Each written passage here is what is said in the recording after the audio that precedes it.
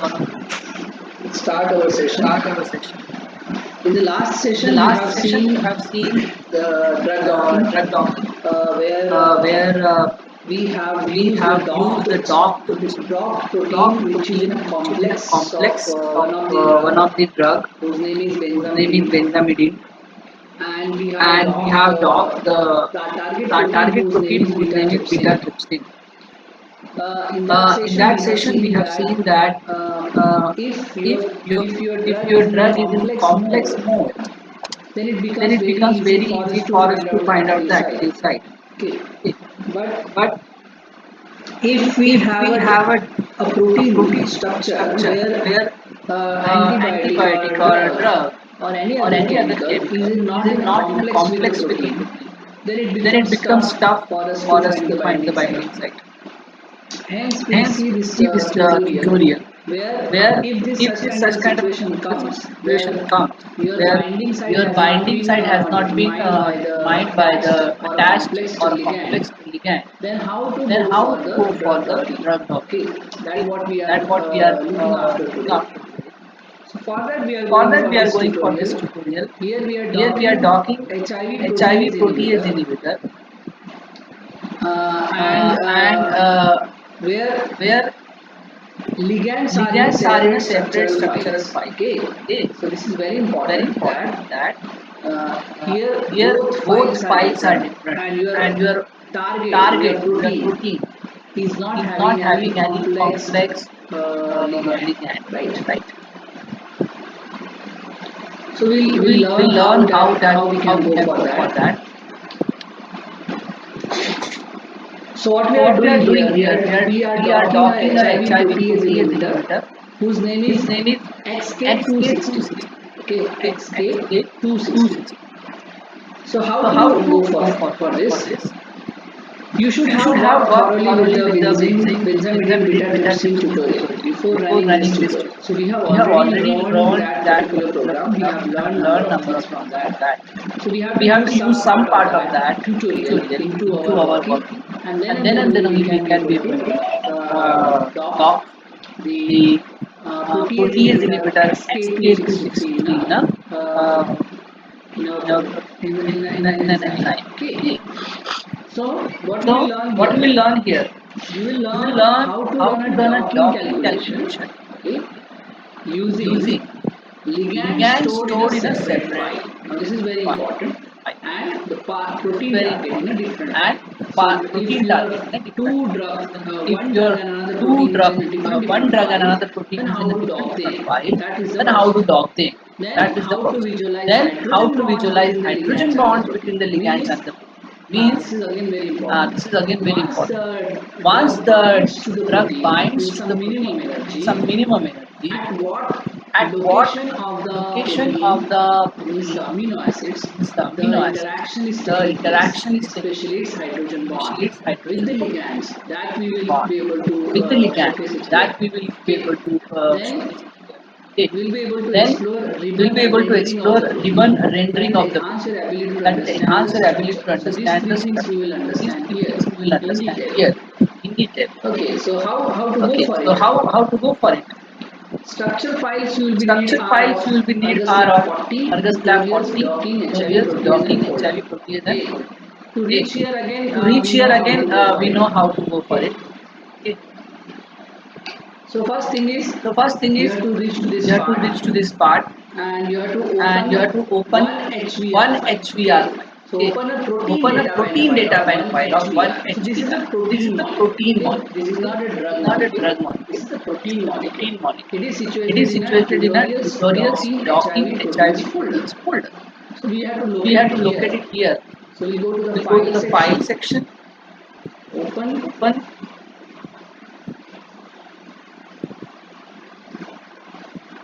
and and then then we'll I will show I you will by a show you by a scrap so scrap that you so will be that able you to will be able to understand. understand. These These files files of of every every software software remain remain stored in stored in a a program program files in a files in a C C section. section. Okay, Okay. so So keep in keep in mind you need mind to you need locate it. to locate Okay, it. in always in a Okay. In always in a C drive, C drive. and you have to go to the And you have to go program to the files. program file. Click on the Click program on the files. program Go to file. the Go to Argus the lab. Argus lab. Then go to the tutorial. Here it is. Tutorials. Click on Click on tutorials. tutorials. Then on Then on docking. docking. Now we Now are we are in in a a Java HWTS 2TS session. That's session. why we That's click on this this one. one. And now we Now are we here. are One here. One HUR. We HUL. want We one want one HUL.h HUR.h here. here. This is This is the the one one HUR.h. Click on Click it on it and and open. open. Something has come in 1 minute. So it is So coming. it is. Okay. Okay. So So now you you got got this this file file with with you. you. So this is So this your is your Argus Lab Argus Lab file file which which I I have have prepared prepared for for you. So you. this So is this is already already a a prepared prepared file. file. Okay. Okay. Now Now it it contains the contains the inhibitor inhibitor XK263 XK263 from from original original X-ray X-ray structure. structure. Okay. Okay. So So the the XK263 is XK263 is already already defined as a defined as a ligand. ligand. Okay. Okay. Already Already defined as a defined as a ligand, ligand. and the binding site has already been And the made. So binding this is site has already already been a made. So binding this is site already a available. binding site The only available. ligand and the Only binding site ligand and atoms the are binding visible site when atoms are structure visible comes when up on the structure screen. comes up on the screen.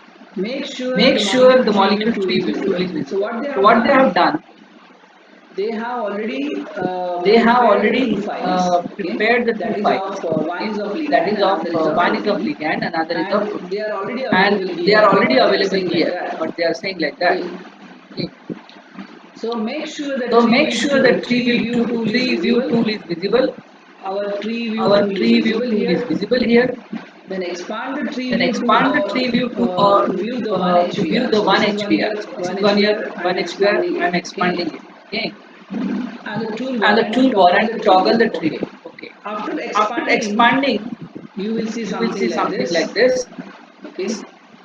Okay. And And you should see something like you this. should see And something then like this. And then 1 minute. Something one is not something is correct. not correct. We will do it We again. will do it again. File File open open. 1HVR.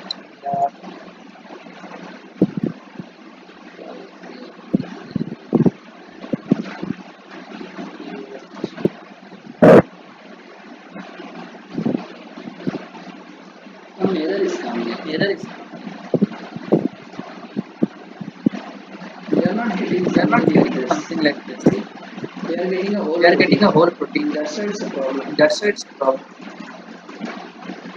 We should see We something should like see this. something like this. Then only we will Then be able only to we do will be that. able to do that.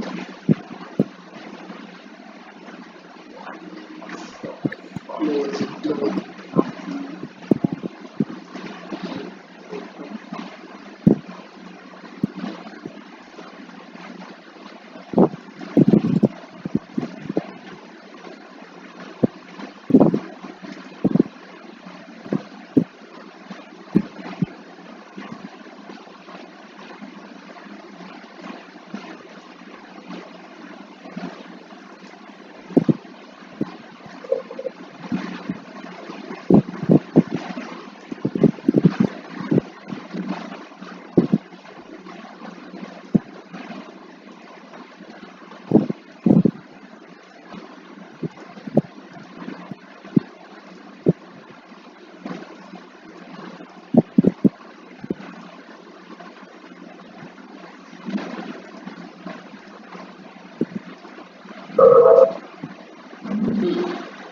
Now you can see this is the file. Now you can see this is the file.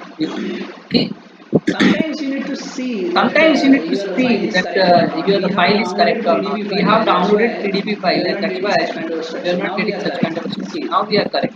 See. Okay, so now you are getting something Okay, so like now this. you are getting It is something like correct. this, right? Expand the Correct? tree view of this and Expand the tree confirm view of this and that confirm the proper groups have been that proper defined. groups have You been should defined. see something You like should this. see something like this. So what they have So done, what they have we have done, seen in we last have seen in lecture, we last have done lecture, up till we now. have done up till Can now. you tell me, Can you anybody tell can me, tell me what anybody is can tell me this? what is this?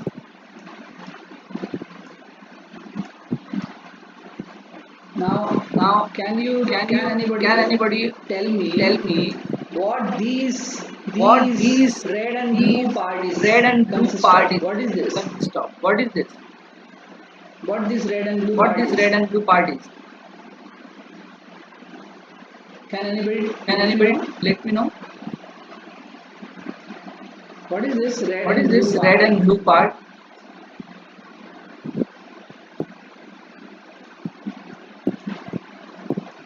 बता बता सकता है कोई? Very simple very simple है, हमने हमने पढ़ा था ना कल। ऐसा कुछ दिखा था, याद होगा बाइट उसको? ऐसा कुछ हाँ, दिखा था बोलिए यार? बोलिए हाँ, बराबर है। बोलिए बोलिए, बराबर है। Binding site. हाँ, ये बाइंडिंग हाँ, ये बाइंडिंग साइट है, समझ रहे हैं? ये पूरा बाइंडिंग साइट ये पूरा बाइंडिंग साइट है। एंड एंड यहाँ पे दो ड्रग्स यहाँ है, पे दिख दो रही है ड्रग्स आपको? है, दिख रही है आपको? ठीक है, ठीक दो है, ड्रग्स है यहाँ दो पे, ड्रग्स है यहाँ पे, ठीक है।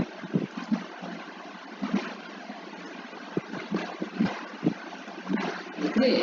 अभी ये अभी एक शायद एक ड्रग है पूरा। बन रहा है, वन, चेक। चेक। हाँ, एक ड्रग हाँ, है एक ड्रग है ये आपको पूरा ये आपको पूरा एक ड्रग है, ठीक है। ये कौन सा ये ड्रग कौन सा है? ड्रग है जिसका नाम है 5XK2, 5XK2, जिसको हम लोग जिसको ब्लॉक हमको करना ब्लॉक है। करना है। तो तो कल हमने ऑलरेडी सीख लिया था यहाँ तक कि किस किस तरह से एक्टिव साइट ढूंढी जाती है या बनाई जाती है। तो दिस तो is this is ready ready एफिकस। ओके।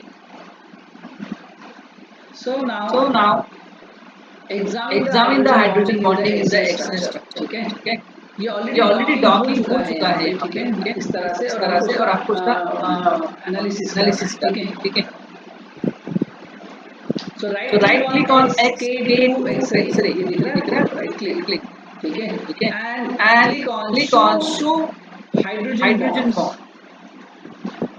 देखिए, देखिए। show Show hydrogen hydrogen bonds. You bonds. should You see should several red lines see are several appearing red between lines the are appearing between the XK262 ligand and the XK262 protein. ligand and the protein. These are the These are the hydrogen between bond the between ligand the and the ligand and the protein. protein. यानी यानी अगर मैं इसको अगर मैं इसको थोड़ा ध्यान से देखूं, देखूं, शुरू कर देता हूं थोड़ा सा।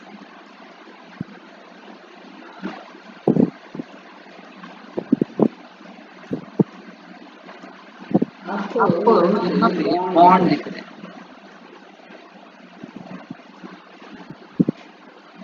ये ये बॉन्ड दिख रहा है आपको? देखिए देखिए यहाँ पे बॉन्डिंग हो रही है। ये ये 2.86 एंगस्ट्रॉम का बॉन्ड है, ठीक है? ठीक है, जो जो फॉर्म हुआ है। ये येलो कलर में आपको दिख रहा है, यानी ये इंटरेक्शन है आपका ड्रग का इस अमीनो एसिड के इस फंक्शन ग्रुप के साथ, ठीक है। इस तरह से आप देख सकते हैं कि किस तरह से बाइंड हुआ है, कौन से अमीनो एसिड से बाइंड हुआ है, क्योंकि जिस अमीनो एसिड से बाइंड हो रहा है वो कहीं ना कहीं एक्टिव साइट का पार्ट होना चाहिए, ठीक है? क्योंकि बाइंडिंग ठीक अगर है। एक्टिव साइट क्योंकि बाइंडिंग अगर एक्टिव साइट टूटती है तो ही वो एंजाइम ब्लॉक हो सकता है, ठीक है? ठीक है। इसलिए हमको देखना पड़ेगा कि exactly at what point the amino acid has been blocked और बाइंड बाय द ड्रग, ठीक है? Zoom the structure to bring some of the hydrogen molecule clearly. This we This we have already done. Right click on the red line and select hydrogen bond. Now इसको click करें, देखिए right click किए, इसके इसके ऊपर लिखिए क्या hydrogen bond. देखिए, तो अब आपको पता चल रहा है कि एग्जैक्टली किससे हाइड्रोजन बॉन्ड फॉर्म हुआ है, ठीक है। तो हाइड्रोजन बॉन्ड जो फॉर्म हुआ है वो है एटम नंबर 1853 का ऑक्सीजन है, इन रेसिड्यू नंबर 263, ठीक है। Hydrogen bond with the atom of the 241 of oxygen in residue 25 aspartic acid. 25 number का जो एस्पार्टिक एसिड है उसके साथ में आपके ड्रग का जो 1853 नंबर का ऑक्सीजन है उसका बॉन्डिंग हुआ है। उसकी लेंथ जो है 2.86 angstrom. This is the relation. आप इसको भी देख सकते हैं। 1851 number of oxygen and the 263 number residue binds with the 1163 of oxygen in 125 number of acetic acid. And 125 number का aspartic acid यहाँ पे bond में form हुआ है, bond form हुआ है, ठीक है। Then so you can change the way hydrogen bonds are detected and their color by selecting the menu option. Okay, try changing the color of the hydrogen bond. If you change the hydrogen bond distance value, you will then need to remove the hydrogen bond and recalibrate it. You can turn off the display of the hydrogen bond. जरूरी नहीं है, ठीक है। चलिए, अब हमको क्या करना है? Dock another copy of XK262 ठीक है। अब एक दूसरी फाइल है जो कहीं और रखी हुई है, उसको हम इसमें डॉक करवाना है, ठीक है। इस फाइल के साथ में डॉक करवाना है।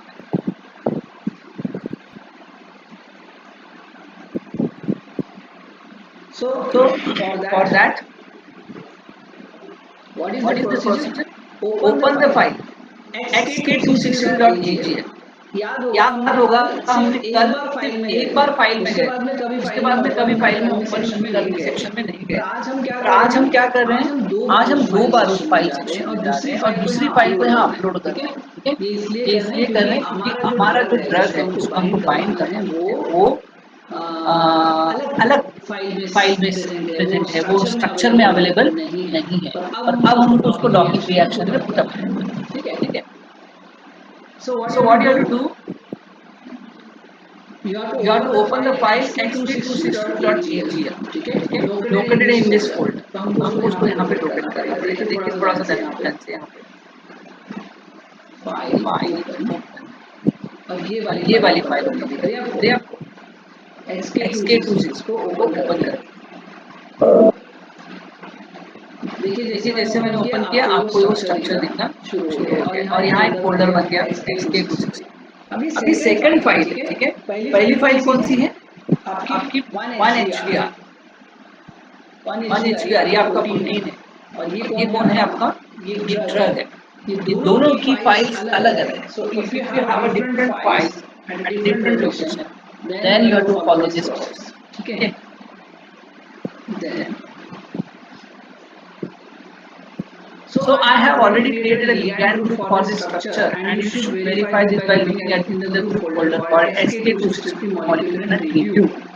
ठीक है,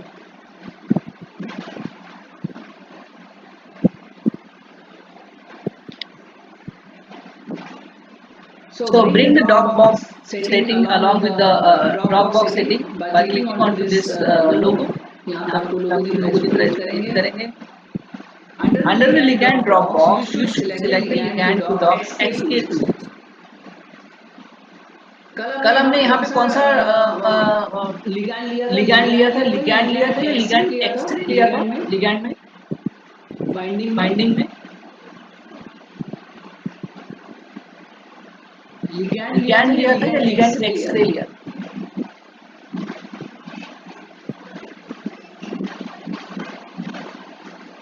बताइए कल कौन सा लिया था यहाँ पे, लिगैंड लिया था। लिगैंड एक्सरे को हमने छू दिया था, एक्सरे जो उसकी ओरिजिनल कॉपी। ठीक है, यहाँ पे अब xk260 इनहिबिटर को देना है। This will dock the ligand xk263 into the binding side of 1HP3। ठीक है, बाइंडिंग साइड जो है 1HP3 है, तो ऑलरेडी यहाँ पे देखिए 1HBr xk की बाइंडिंग साइड ऑलरेडी डिफाइंड है। Then set the binding site bounding box to size 18, 18, 20। ठीक है, हमको क्या करना है, कैलकुलेशन साइज में यहाँ पे सेटिंग करनी है 18,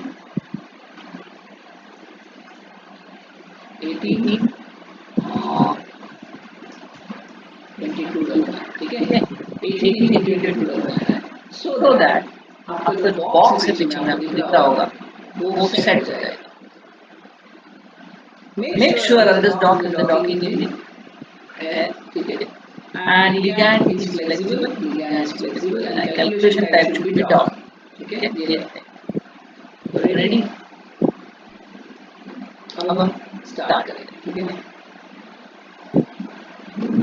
थोड़ा सा पहले इसके पहले देख लेते हैं कि हमारा ड्रग कहाँ है।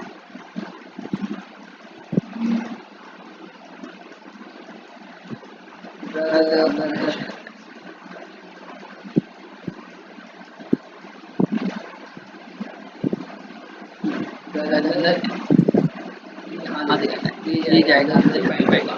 ठीक है,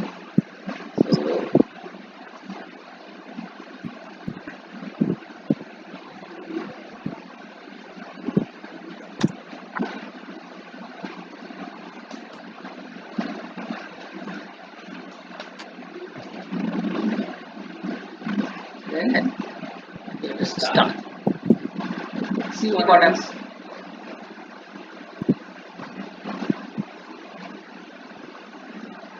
देखिए ड्रग अटैक कर रहा है तो प्रॉपर पोजीशन रखने के लिए, और फाइनल एनर्जी आपको मिलेगी।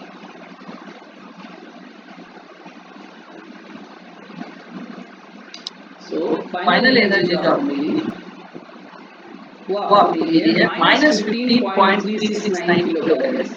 -15.36 किलो कैलोरी की आपको बाइंडिंग एनर्जी होगी उस पर्टिकुलर अमीनो एसिड के साथ में या प्रोटीन के साथ में आपको मिल रहा है। ठीक है, एग्जैक्ट कहाँ बाउंड हुआ है ये आपको यहाँ पे दिख रहा है। ठीक है,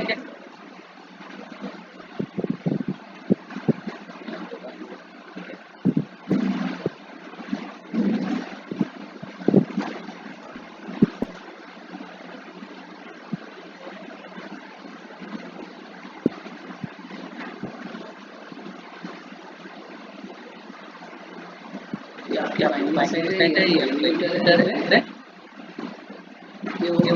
ये अभी बैंड हुआ। ठीक है, और ये आपका ओरिजिनल है, उससे काफी क्लोज है अगर आप देखें। ठीक है, अगर इसको राइट क्लिक करेंगे, ये पॉइंट समझ में आ गया, बाइंड हो गया और -15 पॉइंट से एनर्जी उसकी आ गई है। Now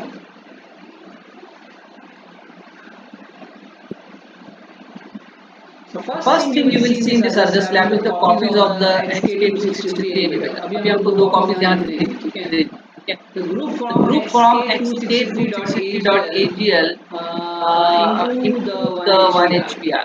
This newly added ligand will then be docked. Yes. Final result is 1HPR containing additional ligand. You can dock multiple ligands. ठीक है, वो हमने कर लिया है। Multiple ligand पे आप dock करा सकते हो। So if you left click on XK2 X-ray NH2 inhibitor group on this group folder, then right click on tab to calculate the RMF. ठीक है, वो कर लेता है।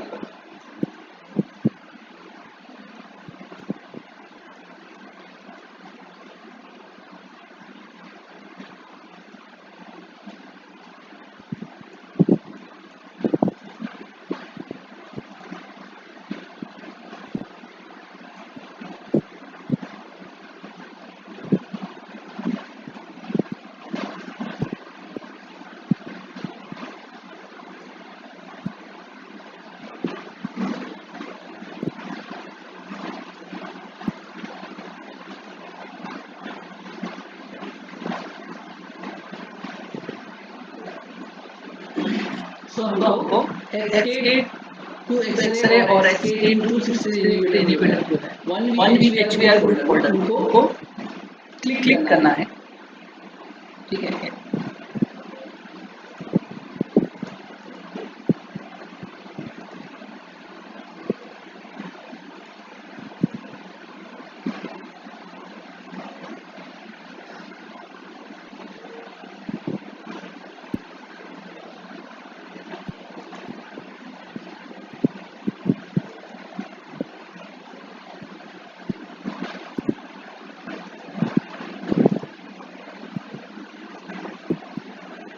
बाइंडिंग साइट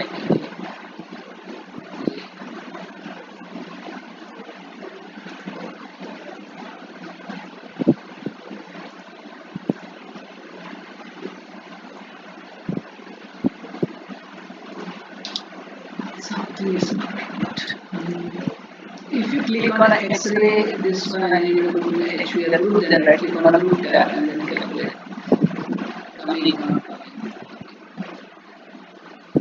coming separate आ रहा है। ठीक है, वो तो हमने कैलकुलेट टेस्ट कर लिया। ठीक है, तो हम ये मोड देख लेते हैं। हमने आरएमएस को ऑलरेडी चेकआउट किया हुआ है। HIV इज अ होमोडाइमेरिक एंजाइम, यानी आपको प्रोटीन के फॉर्म में देखना है, जो खासकर दिखता है ना नेचर में, खासकर जब हम डॉकिंग देखते हैं किसी भी प्रोटीन कुछ इस तरह दिखता है। ठीक है, तो ये हम ऐसा देखने की कोशिश करेंगे एग्जैक्टली इसका। ठीक है, so you can visualise the overall structure of the entire protein ligand complex by rendering the protein with the rendering mode done on. ठीक है, so क्या करेंगे to view this. ठीक है, what you can do, right click on this, set render mode on, and you can go to the cylinder mode. Okay, ये भी आप देख सकते हैं कि यहाँ पे अलग टाइप का शोकेस हो रहा है। और you can change to low, और यू कैन गो द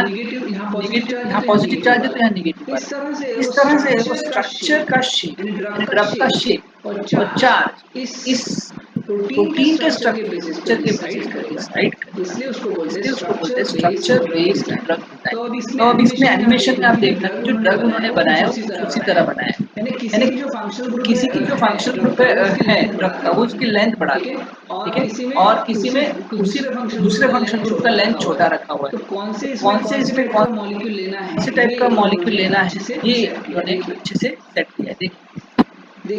देखिए ये ड्रग आपको दिख रहा है, इसमें एक पार्ट जो है वो अंदर जा रहा है डीप, देन एक बराबर यहाँ से फोल्ड होके यहाँ पे शेप लिया है ना, उसको कर्व दिया है। तो ये कर्व बहुत इंपॉर्टेंट है, ये कर्व यानी यहाँ से बेंड देना, ये बेंड देने के लिए उसने पर्टिकुलर फंक्शन ग्रुप अप्लाई किया, जिसके कारण आप ड्रग देखिए प्रॉपर शेप में आते हैं। ये उसका 3D डायमेंशनल शेप, ठीक है, ये 3 डायमेंशनल शेप जो है ये ऐसा आना चाहिए। अगर ऐसा आ जाता है तो स्पेसिफिक बनते जाएगा।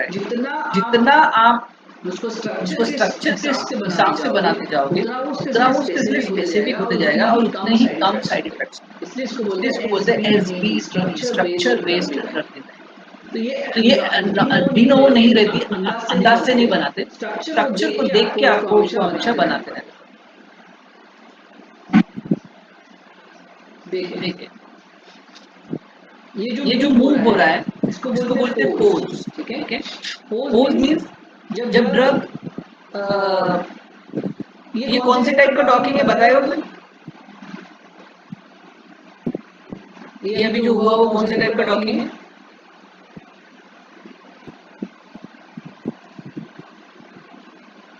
कौन से टाइप का डॉकिंग लग रहा है? 3 टाइप का डॉकिंग पढ़ा है ना मैंने, उसमें से कौन सा डॉकिंग है?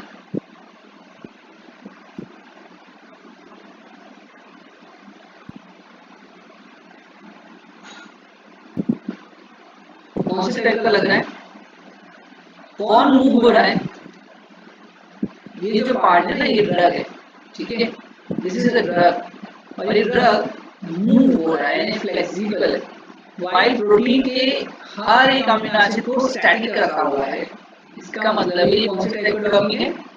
Solid liquid. Solid liquid docking है, करेक्ट है, सॉलिड लिक्विड डॉकिंग है, यानी लिक्विड यानी ड्रग आपका मूव हो रहा है और ड्रग जो है वो प्रोटीन जो है आपका फिक्स है, ठीक है। तो ये पोज, हर एक पोज का एक एनर्जी कैलकुलेशन होगा, ठीक है, और उसके बेसिस पे जो बेस्ट पोज होगा जिसकी मिनिमम एनर्जी होगी उसको हम आउटपुट में देते हैं।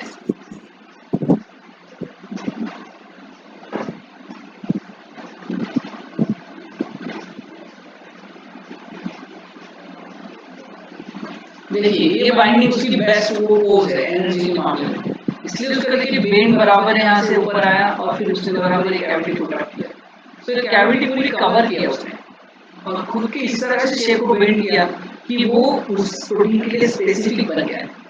मैंने आपको स्टार्टिंग में जब ड्रग डिजाइनिंग पढ़ाई थी मैंने आपको बताया था कि कोई भी ड्रग लीनियर नहीं होता, यानी वो सीधा नहीं होता। अगर ड्रग सीधी है तो कहीं भी जाके बाइंड कर सकती है, किसी भी पॉकेट में जा सकती है, यहाँ जा सकती है, यहाँ सीधा जाके बाइंड हो जाएगी, ऐसे हजारों प्रोटीन में जाके बाइंड करती है। पर ये जो बेंड होता है ना, ये बेंड है, ये बेंड है और ये जो बेंड दिख रहे हैं आपको, ये बेंड ही उनको स्पेसिफिक बनाते हैं, ठीक है। तो हमेशा याद रखिए ड्रग डॉकिंग में bend of the drug is very important.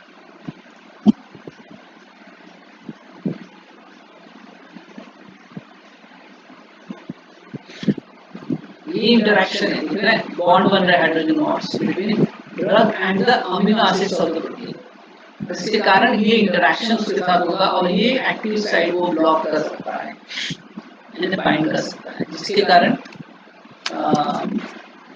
एक कंपटीशन क्रिएट होता है, ठीक है। तो कोई मुझे ये बताएगा कि ड्रग जब किसी प्रोटीन से बाइंड करता है तो कौन से टाइप का इनहिबिशन करता है? कोई मुझे बता सकता है?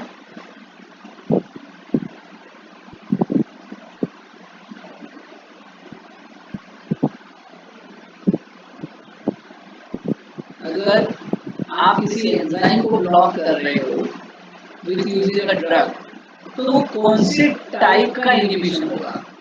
एग्जैक्टली आप क्या बंद करते हो, ठीक है। जब ड्रग किसी एंजाइम से बाइंड होता है तो क्या क्या बंद हो जाता है एंजाइम का? कोई बताएगा? क्या ब्लॉक होता है?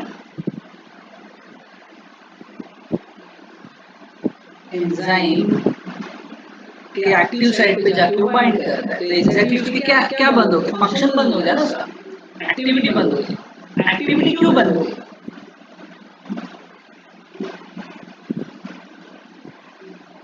कोई बताया? अच्छा ये मुझे बताइए, एक्टिव साइट में कौन बाइंड होता है? Who binds to the active site?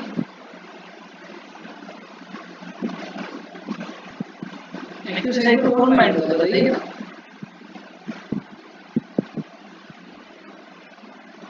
अरे एंजाइम किसके साथ रिएक्ट करता है? हाँ, सबस्ट्रेट। तो एक्टिव साइट में कौन बाइंड होगा पहले?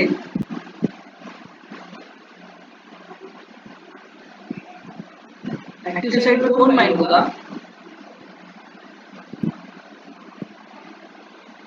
सबस्ट्रेट बाइंड होगा ना। एक्टिव साइट में सबस्ट्रेट बाइंड होगा। तो आपका ड्रग एक्चुअली एक्टिव साइट पे जाके बाइंड हो गया कंटिन्यूअसली, तो फिर वो किसको रिएक्ट नहीं करने देगा एंजाइम के साथ? सबस्ट्रेट। हाँ, सबस्ट्रेट को रिएक्ट नहीं करने देगा, इसलिए तो ड्रग जाके वहाँ इनहिबिटर की तरह काम कर रहा है। यानी कौन से टाइप का इनहिबिशन है? कॉम्पिटिटिव इनहिबिशन पढ़ा होगा ना एंजाइम में, एंजाइमोलॉजी में पढ़ा है कॉम्पिटिटिव इनहिबिशन। तो ये कॉम्पिटिटिव इनहिबिशन है। इसमें एक चीज याद रखिए, ड्रग भी डिस्प्लेस हो सकता है अगर सबस्ट्रेट की बाइंडिंग एनर्जी ज्यादा होगी, यानी स्ट्रॉन्ग होगी as compare to drug. Strong होगी यानी क्या? माइनस ज्यादा होगा। जिसका माइनस ज्यादा होगा वो स्ट्रॉन्ग बाइंडर होगा। समझ रहे हैं? यानी जितना कम किलो कैलोरीज पर मोल की एनर्जी लगी, उतना जल्दी वो जाके बाइंड करेगा, उतना स्ट्रॉन्गली वो बाइंड करेगा। तो मुझे ये बताइए, सबस्ट्रेट की बाइंडिंग एनर्जी माइनस में ज्यादा है, ये क्वेश्चन थोड़ा समझिए। आपके पास एंजाइम का एक्टिव साइट है और आपके पास में दो मॉलिक्यूल है, एक है ड्रग और एक है सबस्ट्रेट। अब एक सिचुएशन ऐसी आ गई है जहाँ पे सबस्ट्रेट की बाइंडिंग एनर्जी ज्यादा है माइनस में, तो ड्रग बाइंड होगा उस जगह या सबस्ट्रेट बाइंड होगा? थोड़ा ठीक क्वेश्चन है, आंसर दे सकते हो? समझा क्या क्वेश्चन क्या है? एक बार फिर रिपीट करो। मेरे पास एक एंजाइम है और मेरे पास में उस एंजाइम के सराउंडिंग में दो मॉलिक्यूल है, एक ड्रग है और एक सबस्ट्रेट है। दोनों एक्टिव साइट पे जाके बाइंड कर सकते हैं, पर उसमें सिर्फ सबस्ट्रेट की बाइंडिंग एनर्जी है वो माइनस में ज्यादा है, मान के चलते हैं -15 है और ड्रग की है -10। तो प्रोटीन के साथ कौन इंटरेक्शन करेगा, ड्रग या सबस्ट्रेट?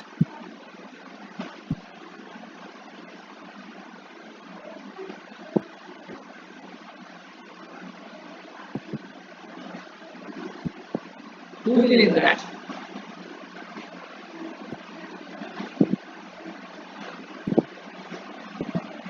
थोड़ा सोचिए।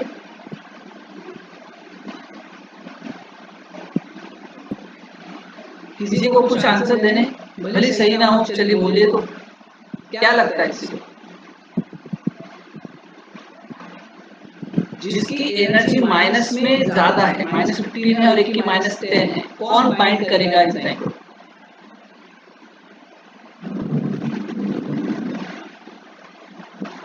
अरे बताइए,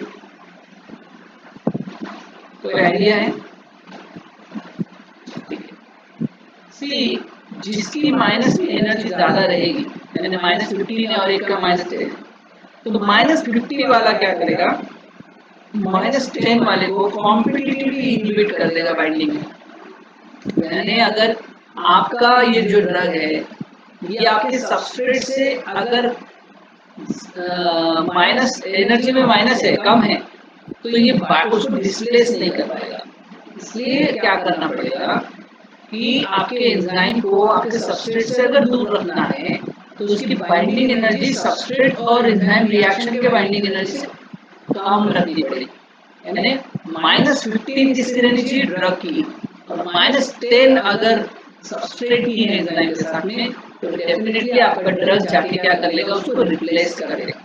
इसलिए इसको बोलते हैं कॉम्पिटिटिव इनिबिशन, यानी आपका ड्रग प्रोटीन सबस्ट्रेट के साथ में कॉम्पिटिटिवली इनिबिशन के लिए फाइट करे, ठीक है।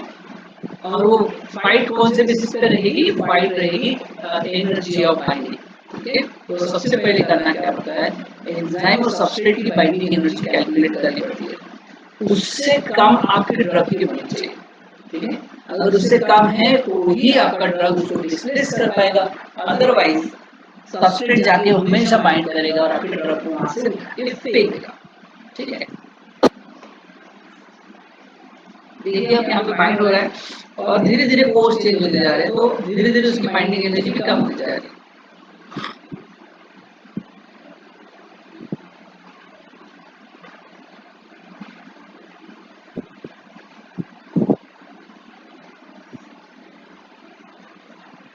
तो ये जो पोज है, ये जो पोज उसने फॉर्म किया ड्रग ने, इसकी बाइंडिंग एनर्जी -16.06 किलो कैलोरी, और ये बहुत अच्छा शेप दे रहा है।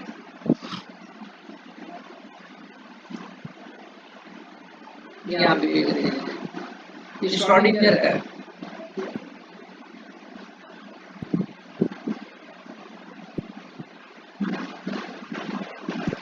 आप बताइए कौन से टाइप का डॉगी है, थोड़ा ध्यान से देख के बताना।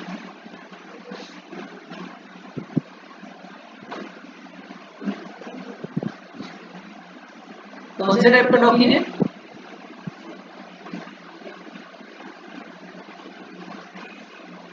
तीन टाइप में से कौन सा डॉगी है?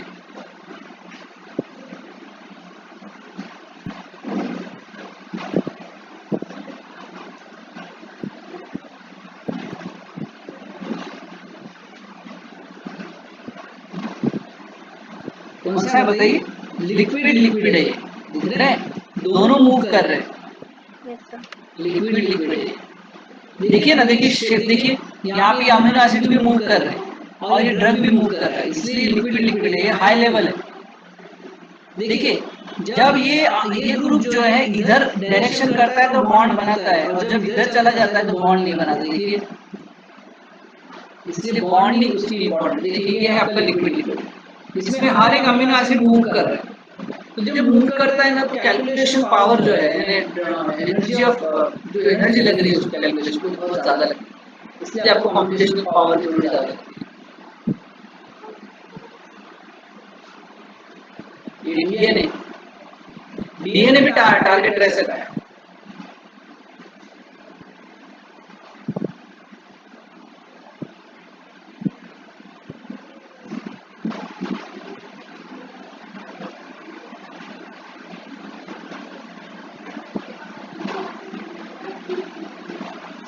देखिए लिक्विड लिक्विड है,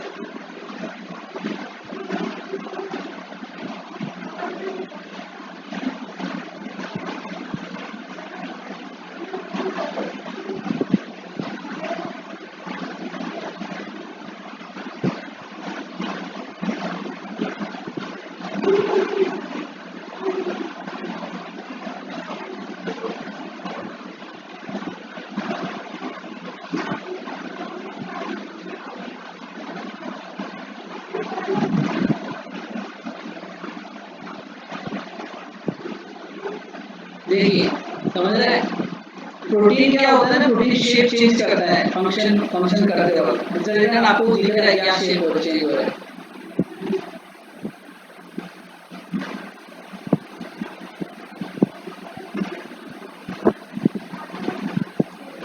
ठीक है, तो ये श्रोडिंगर अगर आपको कहीं मिलता है तो आप डेफिनेटली इसका इस्तेमाल कीजिए। ठीक है,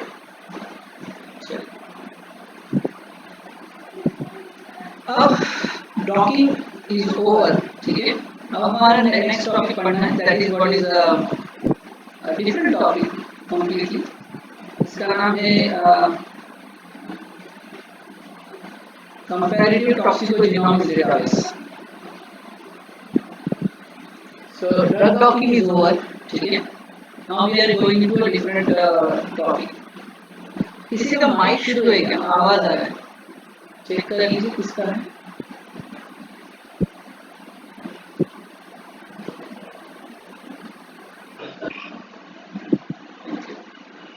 चलिए अभी हम देखेंगे कंपैरेटिव टॉक्सिकोजेनोमिक्स डेटाबेस।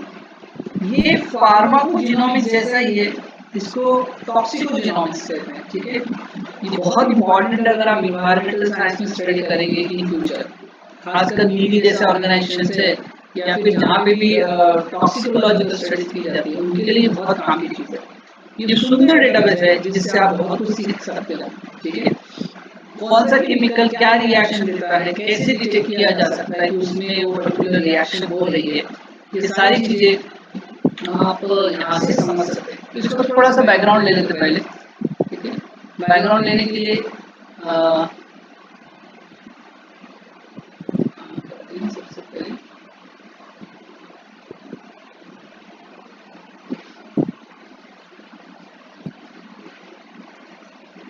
एग्जांपल लेते हैं so that you will be able to understand. Consider a situation, आपके पास में सिचुएशन है। ठीक है, आप माइनर्स हेल्थ में काम कर रहे हैं।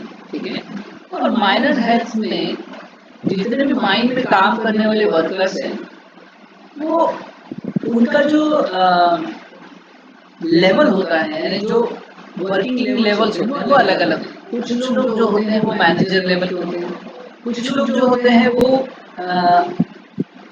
कैसे लेबर लेवल के होते हैं। ठीक है, पर कुछ ऐसे होते हैं जो डायरेक्टर्स होते हैं, अलग अलग लेवल पे बैठते हैं। ठीक है, बट ऑल्दो वो अलग अलग जगह बैठते हैं, बट उनकी जो एक्सपोजर पीरियड है विद द माइन या माइंस के मटेरियल के साथ में वो वेराइड है। राइट, चलिए मान के चलते हुए एक कंपनी है जो कोबाल्ट प्रोड्यूस करती है। ठीक है,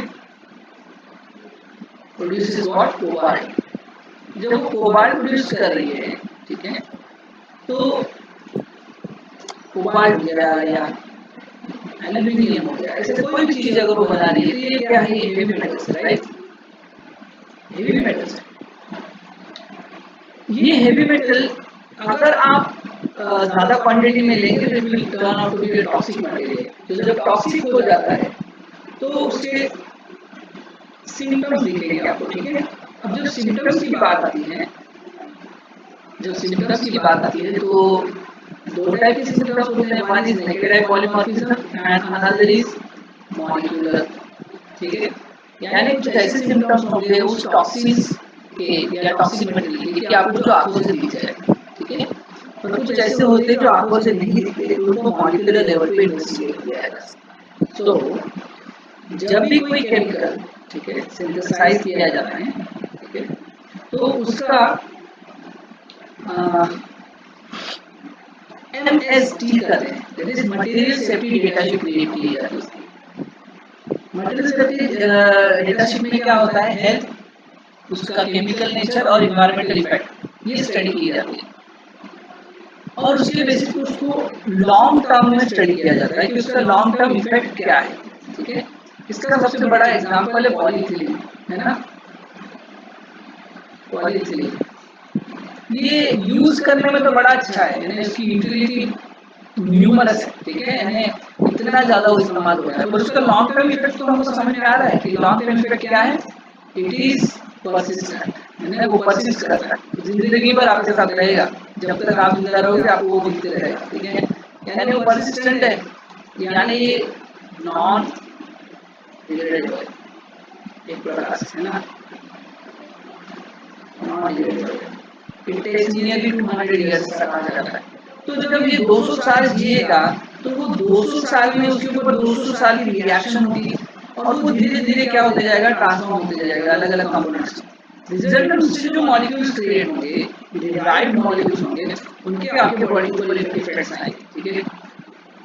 सो अगर आप कोई ऐसा मॉलिक्यूल बना रहे हो जैसे प्लास्टिक है जो 200 साल तक जिंदा रह सकता है, उसी तरह मेटल्स भी होते हैं, राइट। मेटल्स भी डिग्रेड नहीं होते, ठीक है, वो सिर्फ ट्रांसफॉर्म होते रहते हैं, ठीक है, ट्रांसफॉर्म होते रहते हैं, they remain in a high quantity definitely, ठीक है। और रिजल्टेंट इसके साथ में अगर आपका एक्सपोजर हो जाए, ठीक है, so it may lead to change the genes expression, ठीक है। सबसे इम्पोर्टेंट चीज है कि क्या चेंज होगा आपकी बॉडी का जीन एक्सप्रेशन। तो एग्जांपल मैं आपको समझा रहा हूँ। क्या पढ़ना है आज? हमको ये पढ़ना है कि इन्वायरमेंट में हम जितने भी केमिकल्स को रिलीज कर रहे हैं, ठीक है, वो केमिकल्स 3 रीजन में पहुंचते हैं जो हमको पता है, वाटर, सॉइल एंड एयर, ठीक है। ये तीनों का एक्सपोजर हमको होता है, राइट। अब जब एक्सपोजर आपको हो रहा है तो उस वाटर या सॉइल में या एयर में उस केमिकल के रिलीज के कारण उसके कंटेंट है, ठीक है, and this content will come in contact, okay, contact with the system यानी what, a cell, आपकी बॉडी के सेल के ऊपर के कांटेक्ट में आएगा, ठीक है।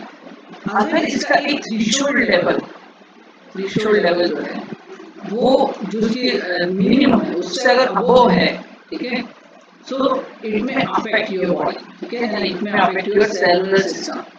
रिजल्ट में जब मैं सेलुलर सिस्टम अफेक्ट होने की बात कर रहा हूँ तो एग्जैक्टली किसको अफेक्ट करेगा? सबसे पहली बात है कि वो आपके सेलुलर इन्वायरमेंट को अफेक्ट करेगा। सेलुलर इन्वायरमेंट को अफेक्ट करने के कारण जितने भी फ्लूइड्स है, सबसे पहले जो बात है जितने भी फ्लूइड्स है वो अफेक्ट होना शुरू हो जाता है, ठीक है। अब फ्लूइड दो टाइप के हैं, एक है intra and second is extra cellular. ये दोनों फ्लूइड्स अफेक्ट होना शुरू हो जाएंगे। रिजल्टेंट जो intra cellular and extra cellular signalling जो होती है ना, ये दोनों क्या हो जाती है, अफेक्ट होती है इससे, क्योंकि ये चेंजेस ला सकते हैं। Intra cellular and extra cellular दोनों सिग्नल्स अफेक्ट होंगे। अब ये सिग्नल कौन देता है? जनरेटर प्रोटीन्स, ठीक है। तो एक्चुअली प्रोटीन सिग्नलिंग अफेक्ट होगी। जब प्रोटीन सिग्नलिंग अफेक्ट होगी तो प्रोटीन सिग्नल देता है जीन ट्रांसक्रिप्शन को, ठीक है। रिजल्ट में what will happen, the level of expression जो होगा वो चेंज हो जाएगा, लेवल ऑफ एक्सप्रेशन चेंज हो जाएगा प्रोटीन्स का, एंड रिजल्ट यानी protein level changes definitely body का जो मेटाबॉलिज्म है वो चेंज हो जाएगा, ठीक है।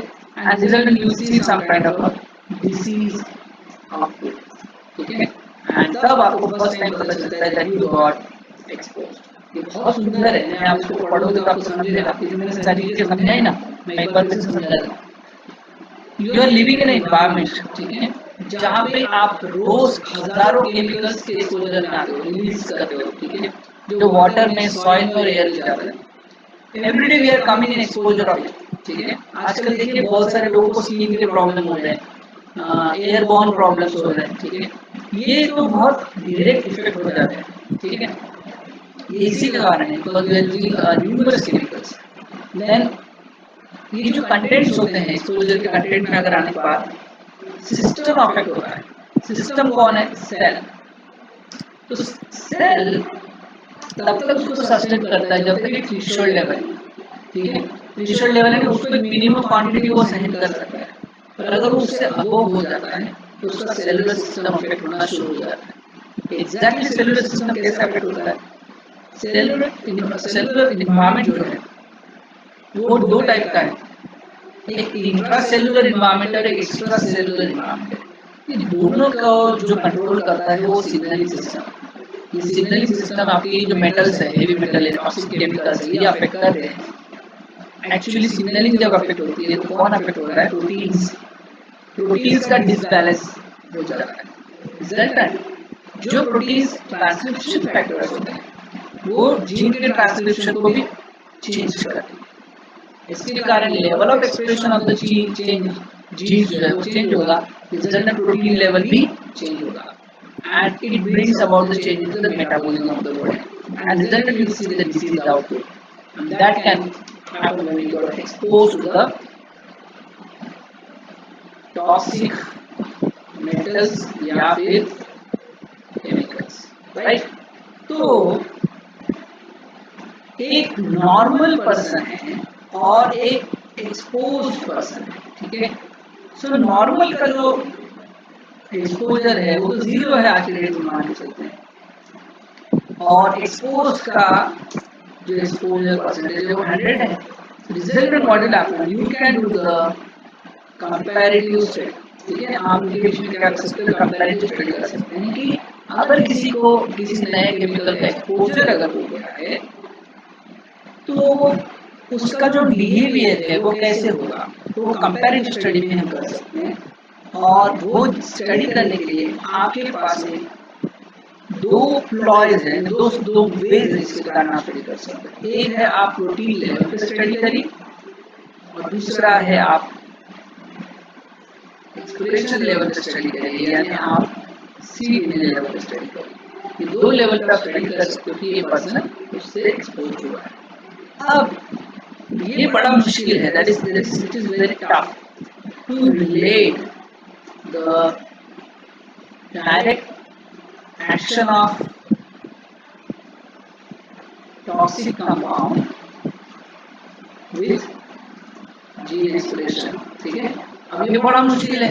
मान के चलिए आप एल्यूमिनियम की खदान में काम कर रहे हैं तो ये बड़ा आसान हो जाएगा वहां पे स्टडी करना कि एल्यूमिनियम के कारण कौन से जीन अफेक्ट होते हैं, ठीक है? इसके लिए क्या करेंगे आप एक पॉपुलेशन स्टडी करोगे, राइट? एक पॉपुलेशन स्टडी करोगे। पॉपुलेशन स्टडी में क्या स्टडी होगा? मान के चलिए 100 माइनर्स ले लिया आपने जो एल्यूमिनियम की माइन में काम कर रहे हैं, ठीक है? फिर उन्हीं 100 माइनर्स का कि फैमिली मेंबर्स को आप स्टडी करिए, ठीक है? जो एल्यूमिनियम माइन से माइट भी 5 किलोमीटर दूर रहते होंगे, ठीक है? और हम ये मान के चलते हैं कि ये 5 किलोमीटर दूर होने के कारण इनको एल्यूमिनियम का एक्सपोजर ना के बराबर है, ठीक है? फिर कुछ और वर्कर्स को लेते हैं जो डायरेक्टली एल्यूमिनियम की माइन में काम नहीं करते, बाहर काम करते हैं, ठीक है? एल्यूमिनियम जब एक बार बाहर आ जाता है तो वो कम से कम 1 किलोमीटर की उसके वर्किंग एरिया में काम करते हैं, ठीक है? फिर कुछ ऐसे ऑफिसर्स को पकड़ते हैं जो 4 किलोमीटर दूर उनसे बैठे हैं पर है उसी फील्ड से काम करते हुए, और कुछ ऐसे लोग लेते हैं जो 15 किलोमीटर दूर बैठे हैं और वो नॉर्मल पर्सन है, नॉर्मल पर्सन, समझ रहे? तो ये हो गया पॉपुलेशन का एक स्टडी। मैं ये देखना चाह रहा हूँ कि एल्यूमिनियम के एक्सपोजर से उनके जीन एक्सप्रेशन पे क्या फर्क होता है, ठीक है?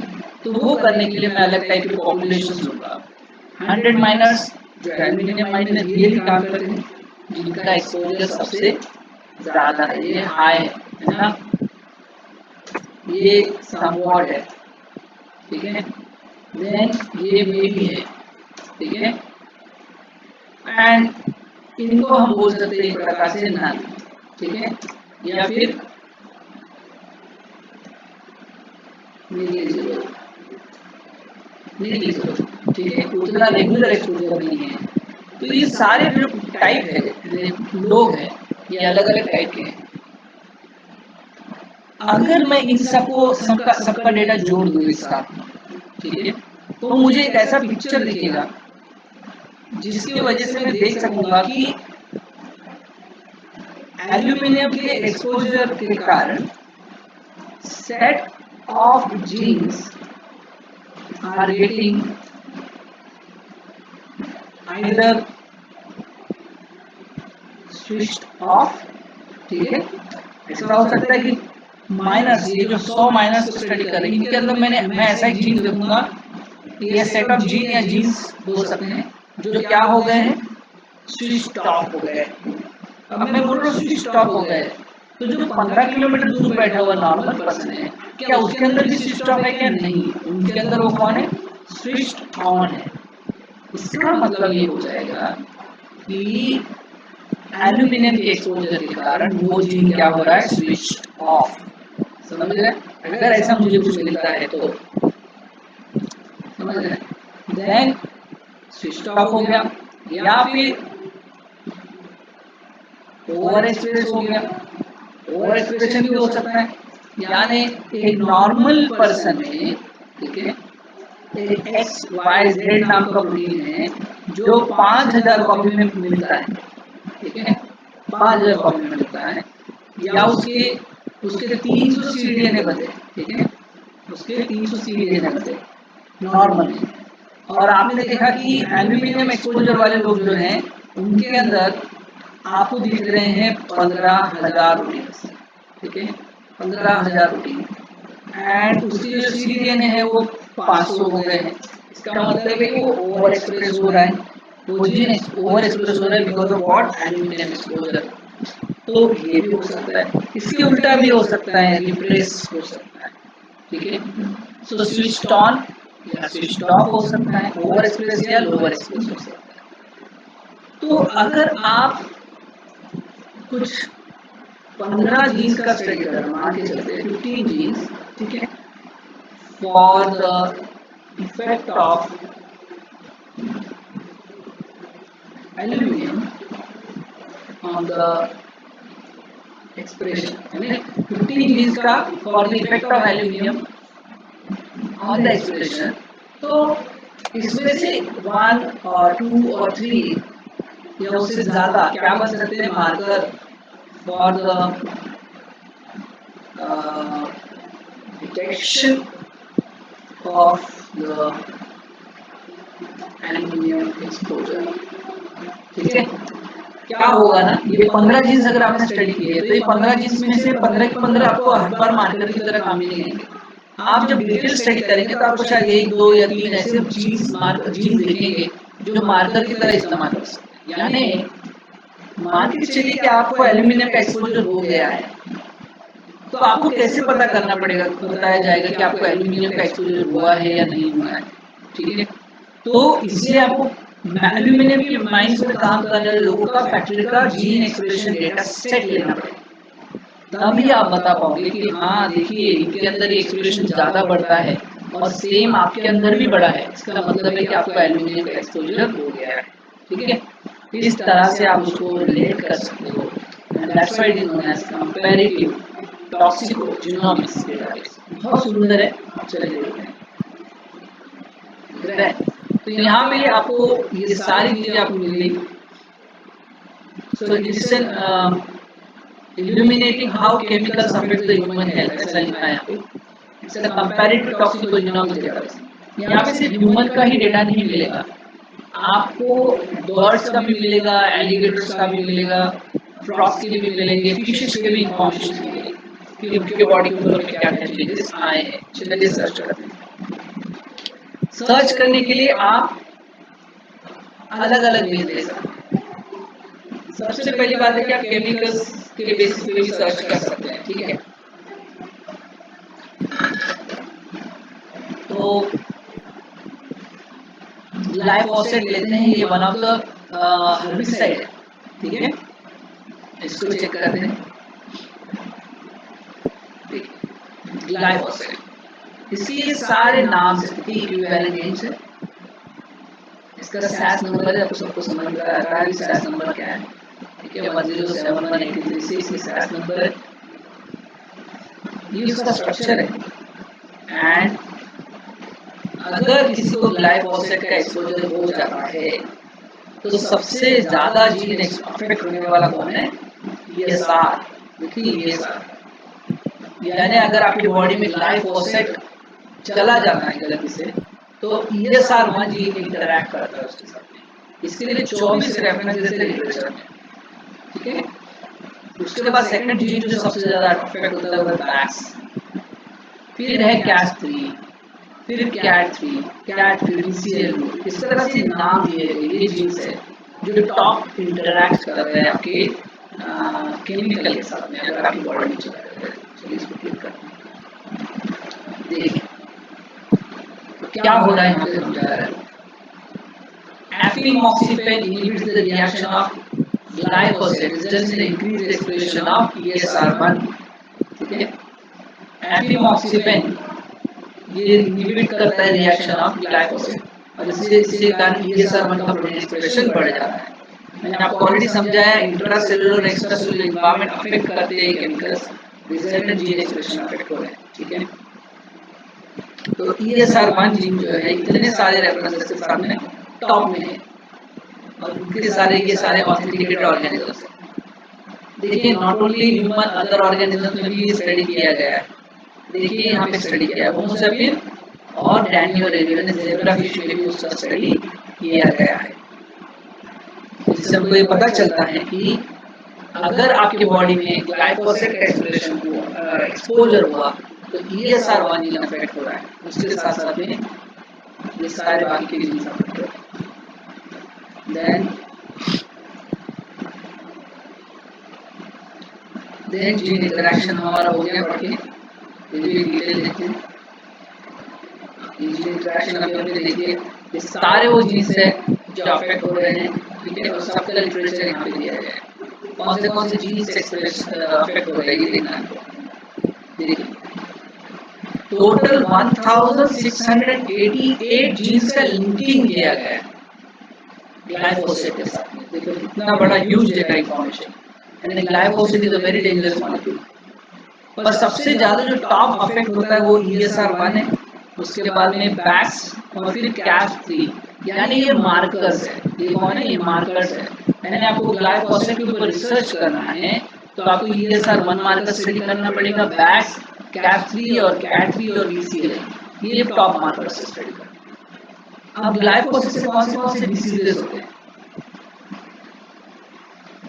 सो ग्लाइफोसेट से सबसे पहले जो होने वाला है neoplasm invasive, obesity is also related with that, colonial neoplasm यानी कैंसर भी होता है, ऑर्थराइटिस रिमेटाइटिस भी हो रहा है, पॉलीसिस्टिक ओवरी सिंड्रोम है, intellectual disability, asthma. So there are so many linking of this drug. सो कितना डेंजरस है अगर इससे आप ज्यादा एक्सपोजर में चले जाते हो। और आप थोड़ा ध्यान से देखिए, हर एक के लिए एक जीन का स्टडी किया हुआ है, ये जीन एक्सप्रेशन डेटा है ना। तो नियोप्लाज्म इन्वेजिनस के लिए 54 जीन का स्टडी का लिंकिंग है, सारे 54 स्टडी डेटा जो है उसके साथ लिंक किए हैं। ओबेसिटी के साथ और इस डिसीज के साथ में 49 जीन लिंक किए हैं। ठीक है, और रेफरेंस है बहुत सारे। इंग्लिश डिसीज देखिए और अच्छे से डिटेल में दिया गया है कि क्या क्या उसके साथ में हो सकता है, इसमें नहीं जाएंगे। Then phenotypes, phenotypes means what? Glyphosate का positive regulation of apoptotic process, यानी positive regulation of apoptotic process करता है इन सेल्स के ऊपर। देखिए एपिथेलियल सेल, सेल लाइन और ट्यूमर पे स्टडी किया गया है। देन वो पॉजिटिव रेगुलेशन ऑफ रिएक्शन करता है ऑन बायोसिंथेसिस प्रोसेस। ये बता रहा है एग्जैक्टली कि कौन से मेटाबॉलिक पाथवेज वो अफेक्ट करता है। ठीक है, ग्लाइफोसेट सब लिखा हुआ है। देन कंपाउंड्स, हाँ ये भी बहुत इंपॉर्टेंट है।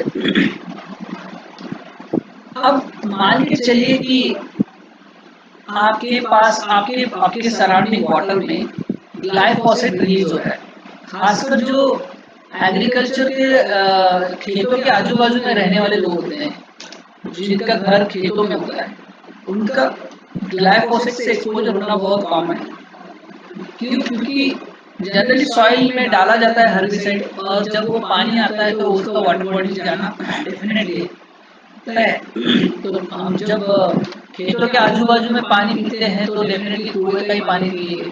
कुएं में अगर वो कंटेंट चला गया ग्लाइफोसेट का तो आपको एक्सपोजर होना मैंने कन्फर्म, ठीक है, but the level of exposure matters. मैंने आपको ऑलरेडी समझाया लेवल ऑफ एक्सपोजर मैटर्स। उसका थ्रेशोल्ड लेवल है, उसके ऊपर अगर एक्सपोजर हो रहा है तो आपको सिम्टम दिखना शुरू हो सकता है, ठीक है। अब कभी कभी ऐसा होता है कि हम बता नहीं सकते कि एग्जैक्टली कौन से केमिकल के कारण हमको वो डिसीज हुआ, ठीक है, बहुत मुश्किल है बताना। ऐसा इसलिए है क्योंकि एक ही टाइप का केमिकल, सॉरी अलग अलग टाइप के केमिकल्स एक ही टाइप के जीन्स को अफेक्ट करते हैं, ठीक है। तो ये यहाँ पे दिया है, देखिए कंपाउंड्स में सिमिलैरिटी इंडेक्स।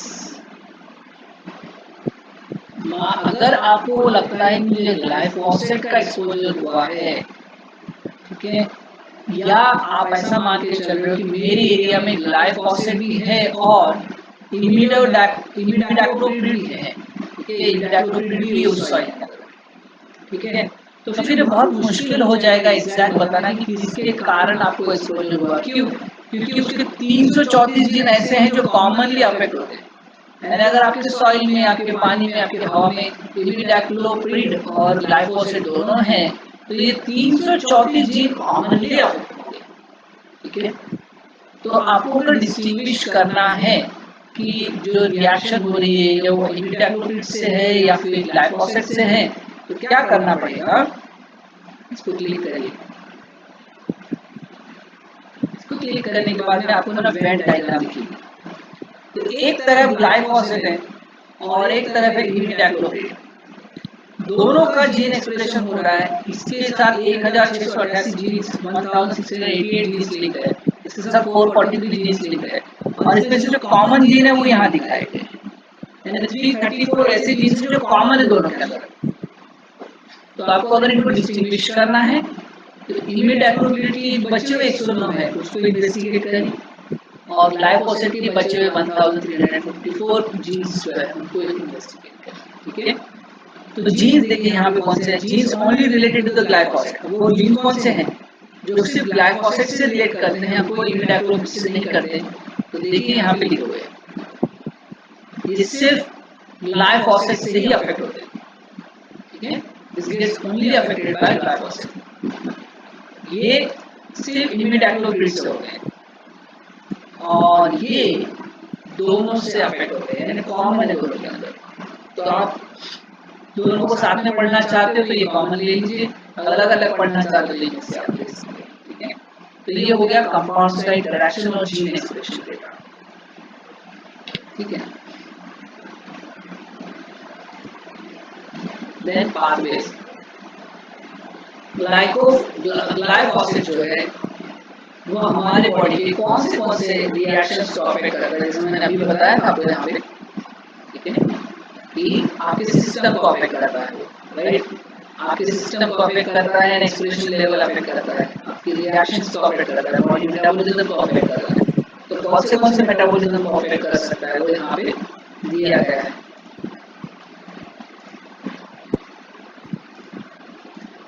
देखिए मेटाबॉलिज्म में innate immunity, gene expression, diseases सब में उसका पॉइंट आउट दिया है। खासकर देखिए यहाँ पे हेपेटाइटिस बी, सेल साइकिल, हर जगह लिंकिंग है उसकी कहीं ना कहीं, ठीक है। इम्यून सिस्टम को अगर हम क्लिक करते हैं तो कौन सा इम्यून सिस्टम अफेक्ट होता है, उसके लिए रिएक्टोम वहाँ पे दिया गया है।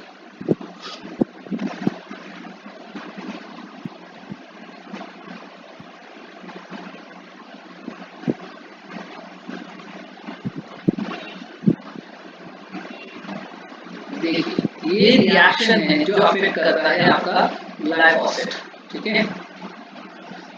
अब मैं इसमें ज्यादा डिटेल नहीं जाऊंगा एक्सप्लेन करने के लिए, बट ये जो रिएक्शन हो रही है इम्यूनिटी की, ठीक है, वो अफेक्ट होती है और resultant you may get exposed to the disease conditions, ठीक है।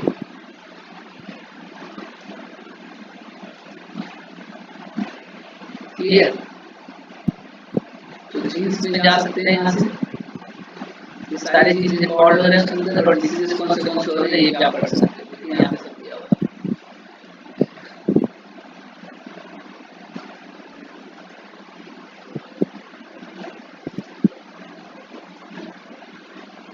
Then gene ontology, gene ontology means what? मैंने आपको ऑलरेडी समझाया था, कोई भी जीन या उसका प्रोटीन 3 चीजों पे स्टडी किया जाता है, ठीक है? सेलुलर प्रोसेस क्या है, बायोलॉजिकल एंड मॉलिक्यूलर फंक्शन क्या है, सेलुलर रिएक्शन क्या है, और लोकलाइजेशन क्या है, ठीक है? तो यहाँ पे दिया हुआ है, देखिए यहाँ पे बायोलॉजिकल रेगुलेशन में किस तरह से सेल का काम, सेल में वो प्रोटीन, सॉरी वो ग्लाइकोसाइड इन्वॉल्व हो रहा है, ये आपको यहाँ पे दिया हुआ है, ठीक है? देन एक्सपोजर स्टडीज, अब ये रियल स्टडीज है, जैसे मैंने अभी आपको स्टार्टिंग में समझाया, ये वाला कंपैरेटिव स्टडीज कर रहे हैं नॉर्मल वर्सेस एक्सपोजर वालों से, ठीक है? तो ये रियल स्टडीज भी यहाँ पे आपको दिखाई गई है, देखिए यहाँ पे सब्जेक्ट प्रोड्यूस यूनाइटेड स्टेट्स के। तो this study supports the role of organochlorines in the addition of fungicides in the etiology of the thyroid disease among the female spouses enrolled in the agricultural health studies, है ना? ये paper है जिसमें glyphosate भी involve है, देखिए यहाँ पे लिखा हुआ है ग्लाइफोसेट, तो ये पेपर है आपका। इस तरह से ये पूरे स्टडीज है जहाँ पे आपको समझ में आ जाएगा कि ग्लाइफोसेट के ऊपर कैसे लोगों ने स्टडी किया और कैसे कैसे उसके डिसीज कंडीशंस को पुट अप किया है, ठीक है? बहुत सुंदर है, अगर आप टॉक्सिको कंपैरेटिव टॉक्सिकोजेनोमिक्स में जा रहे हो।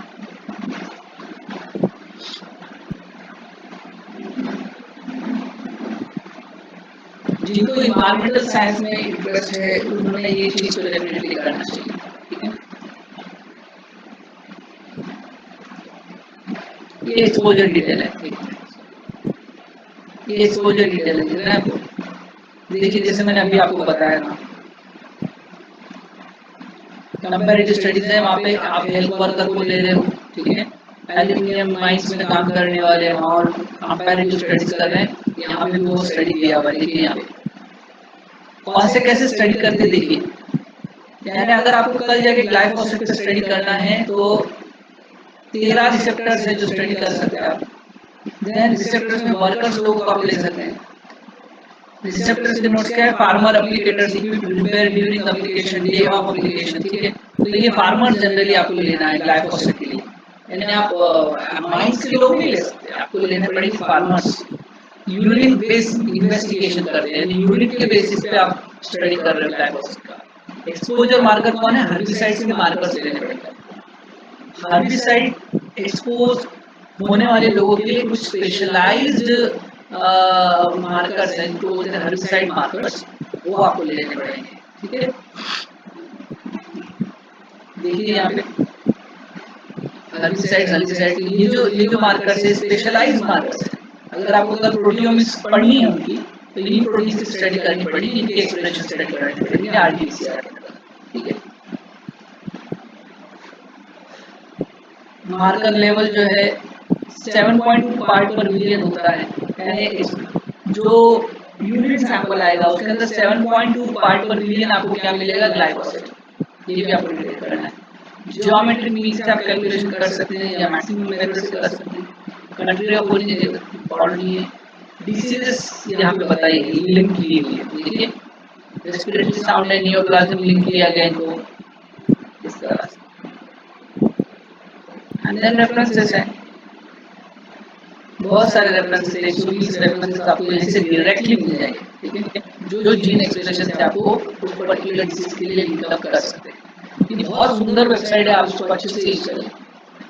दूसरा है, आप चाहो तो जीन बेस पे भी जा सकते हैं, ठीक है? आप चाहो तो जीन बेस जा सकते हैं, जैसे TP53 ये लेते हैं,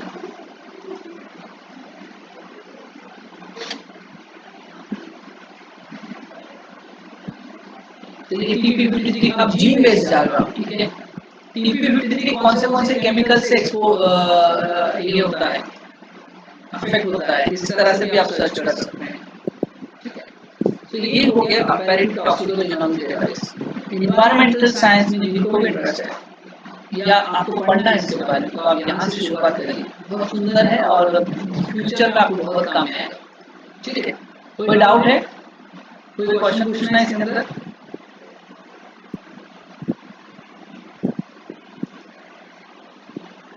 Okay, so we'll stop here.